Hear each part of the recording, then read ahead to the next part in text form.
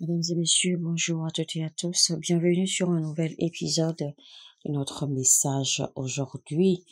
Aujourd'hui, nous allons recevoir le pasteur John Anosike. Et bien, le titre de notre message, ce sera maîtriser chaque partie de son corps en tant que chrétien.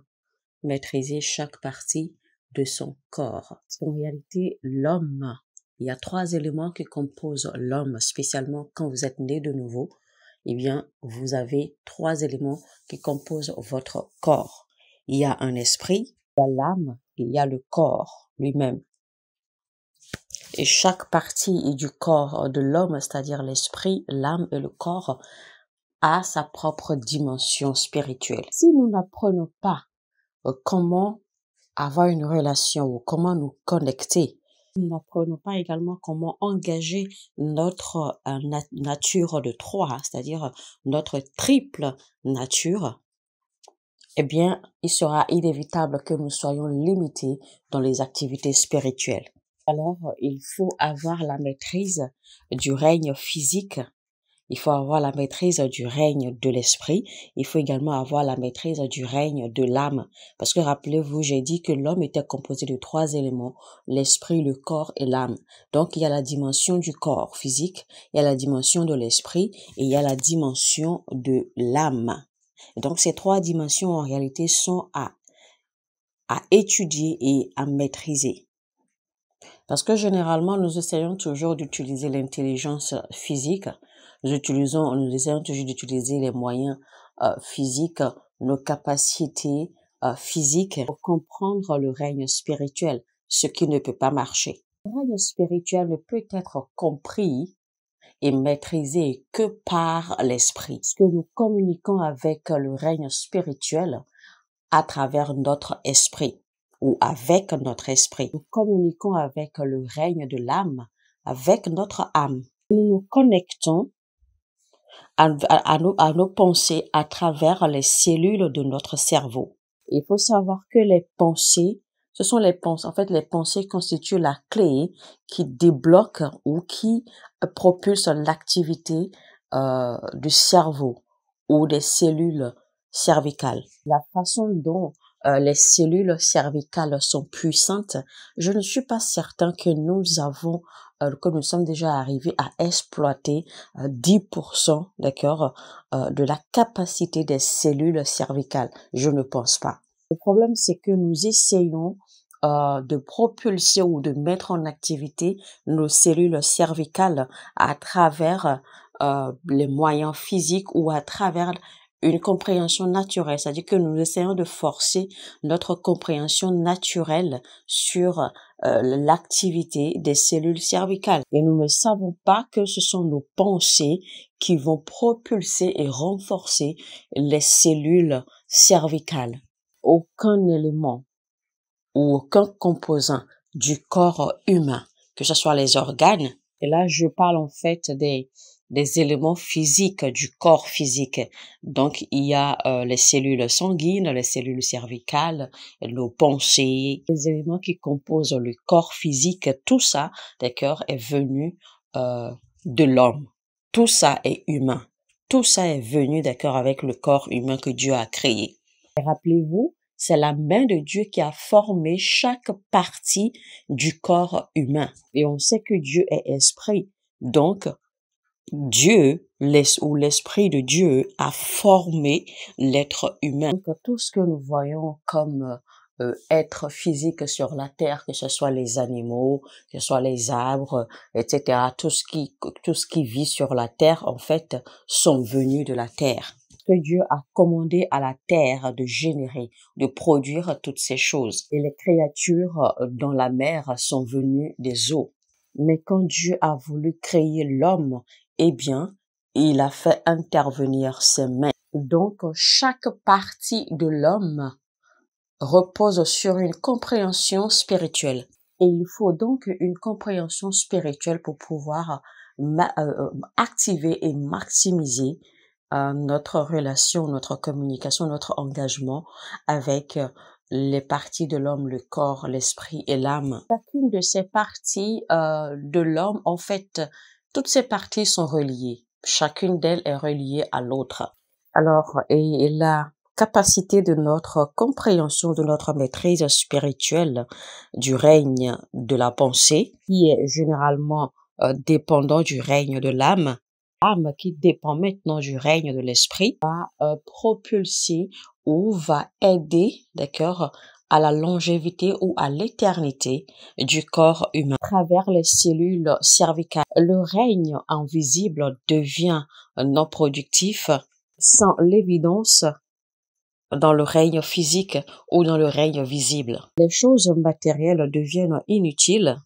Les choses immatérielles deviennent inutiles si elles ne sont pas retrouvées comme substance dans le règne physique. Vous savez que l'espoir est immatériel.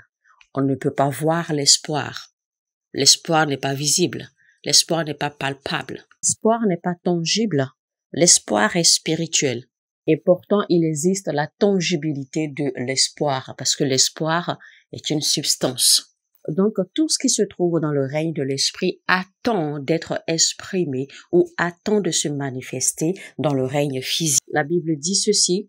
La Bible dit dans 1 Corinthiens 12, 7, « Or, à chacun la manifestation de l'esprit est donnée pour l'unité commune. En effet, à l'un est donné par l'esprit une parole de sagesse, à un autre une parole de connaissance selon le même esprit, à un autre la foi par le même esprit, à un autre le don des guérisons par le même esprit, etc. » Donc, vous allez comprendre par là que l'esprit a été donné à chaque être humain pour que l'esprit lui soit profitable. Donc, à tout homme, ça dit que tout homme a reçu cet esprit.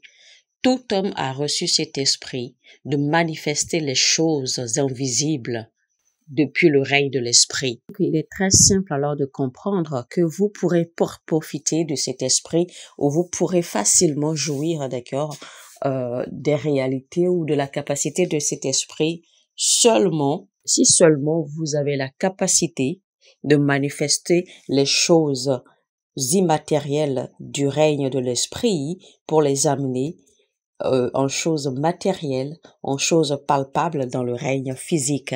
Personne n'aurait jamais su la suprématie de Dieu, la toute-puissance de Dieu, la souveraineté de Dieu, si Dieu n'avait pas créé des choses. Donc, avant la création, notre Dieu, il était, en fait, c'est le Dieu tout-puissant, c'est le Dieu surnaturel, mais il était seul, il était tranquille dans son coin, et il n'avait rien créé, que ce soit les choses visibles ou les choses invisibles, il n'avait rien créé. Donc, personne ne savait rien, rien ne savait rien, en fait, jusqu'à ce que Dieu commence à créer des choses. Donc, personne ne savait qu'il y avait Dieu. Personne ne pouvait même penser qu'il fallait chercher un Dieu jusqu'à ce que Dieu commence à créer des choses. Donc, ça veut dire que toutes ces choses que Dieu a créées, il les a créées de lui-même. Parce que toutes ces choses, en fait, sont sorties de lui. Donc, Dieu a créé les cieux, il a créé la terre. Donc, quand nous parlons de création, eh bien, nous parlons de la manifestation des choses tangibles. Et ces choses tangibles dont nous parlons, les voici. Premièrement, nous avons les entités. Nous avons les créatures vivantes ou les choses vivantes et les habitations de vie ou les habitations vivantes. Donc, Dieu a créé des créatures spirituelles, des créatures humaines. Il a créé les animaux. Il a créé des créatures de différentes dimensions spirituelles, créatures de différentes dimensions. Et donc, toutes ces choses avant la création, évidemment, toutes ces choses n'étaient pas existante. Donc, c'est la création qui a amené toutes ces choses en manifestation physique. Et voilà pourquoi Yahvé, Elohim, on l'appelle Dieu. Voilà donc pourquoi on l'appelle Dieu. Donc, il n'est pas seulement Dieu, Dieu dans la bouche. La Bible dit clairement, au commencement, Dieu a créé. Ça veut dire qu'il a amené des choses à l'existence. Des choses il a créé toutes ces choses de nulle part. Donc, il a appelé les choses qui n'existaient pas à l'existence. Et donc, ces choses aujourd'hui sont venues en manifestation. Et donc, il a dit que nous sommes des dieux. Nous, les enfants du Dieu très haut, nous, les enfants les enfants du Dieu tout-puissant, nous sommes des dieux. Jean 10, 34 à 38. Ça veut dire que nous sommes appelés à œuvrer ou à travailler comme notre Père, notre Dieu Tout-Puissant, pour emmener à la création ou pour emmener à la manifestation tangible ces choses qui sont encore dans le règne immatériel ou dans le règne spirituel. Et cette autorité se trouve dans la dimension de la dominion. Tout ce dont nous avons besoin pour la vie et pour vivre en Dieu, Dieu nous a déjà tout donné. Nous ne manquons de rien. Et toutes ces choses se trouvent à l'intérieur des règnes ou des territoires ou des dimensions spirituelles. Toutes ces choses se trouvent dans les dimensions célestes. Et jusqu'à ce que l'esprit de l'homme soit emmené ou soit entraîné suffisamment, d'accord, ou activé au point qu'il devienne indépendant, jusqu'à ce que l'esprit de l'être humain se réveille, d'accord, dans les dimensions spirituelles, et que l'esprit humain sera incapable de percevoir les œuvres de Dieu afin d'être transmis à la conscience naturelle de l'être humain pour des manifestations. Donc, cela veut dire en fait que l'esprit humain doit être activé pour accéder à des dimensions spirituelles. Donc, Christ est assis en train de travailler pour exaucer nos requêtes, nos prières, parce que les ossements ou la réponse à nos prières ne se trouvent pas dans ou dans les règnes tangibles ou dans les dimensions tangibles. Parce que Jésus-Christ travaille, répond et exauce à nos prières, à tout ce que nous ayons jamais demandé dans des dimensions au-delà des dimensions physiques. Rappelez-vous que nous sommes appelés à adorer le Père en vérité et en esprit. Rappelez-vous, c'est ce que la Bible nous recommande.